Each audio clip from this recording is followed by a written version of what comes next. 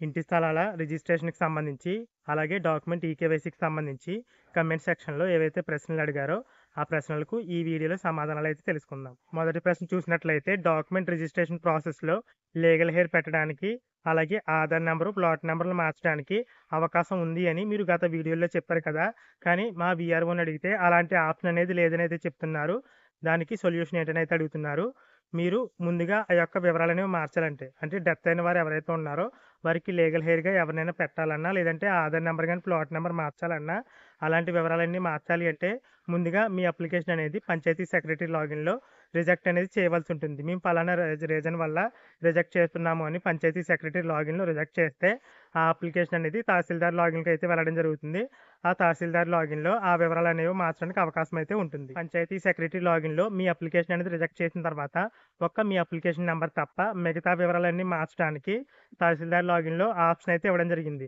మండలంలో 1, 2 అప్లికేషన్‌లు అనేవి ఏదైనా టెక్నికల్ ఇష్యూస్ వల్ల మారకపోవచ్చేమో గానీ, మిగతా వివరాలన్నీ మార్చడానికి మాత్రం, అంటే అప్లికేషన్‌లోని ఒక అప్లికేషన్ నంబర్ తప్ప మిగతా వివరాలన్నీ మార్చడానికి మాత్రం తహసీల్దార్ లాగిన్‌లో ఆప్షన్ అయితే ఇవ్వడం జరిగింది. ఏదైనా టెక్నికల్ ఇష్యూస్ వల్ల 1, 2 అప్లికేషన్‌ల వివరాలు మారకపోతే తహసీల్దార్ ఆఫీస్ నుంచి వాళ్ళు కలెక్టరేట్‌కి ఇన్ఫర్మేషన్ చేసినట్లయితే ఏదైనా ఆప్షన్ అయితే ఇచ్చి వాళ్ళకి కూడా వివరాలు మార్చడానికి అవకాశం అయితే ఇచ్చే ఛాన్స్ అయితే ఉంటుంది. అలాగే మరొక ప్రశ్న చూసినట్లయితే డాక్యుమెంట్ అనేది ఇవ్వకుండా వాలంటీర్ వద్ద ఈకేవైసీ కంప్లీట్ చేసుకోవచ్చని అయితే అడుగుతున్నారు. అంటే డాక్యుమెంట్ రాకుండానే ఈకేవైసీ కంప్లీట్ చేయొచ్చా అని అయితే అడుగుతున్నారు.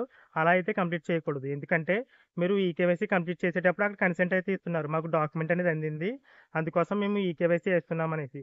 కాబట్టి డాక్యుమెంట్ ఇస్తేనే ఈకేవైసీ అయితే కంప్లీట్ చేయాలి. అలాగే ఉపాధి నిమిత్తం ఇతర రాష్ట్రాలు వెళ్ళిన వాళ్ళకి ఈకేవైసీ ఎలా అని అయితే అడుగుతున్నారు.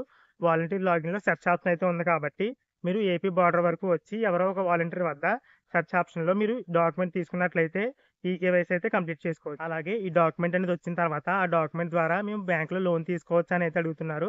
ప్రభుత్వం అయితే మాత్రం మీరు ఆ డాక్యుమెంట్ ద్వారా లోన్ తీసుకోవచ్చు అనేది చెప్తుంది.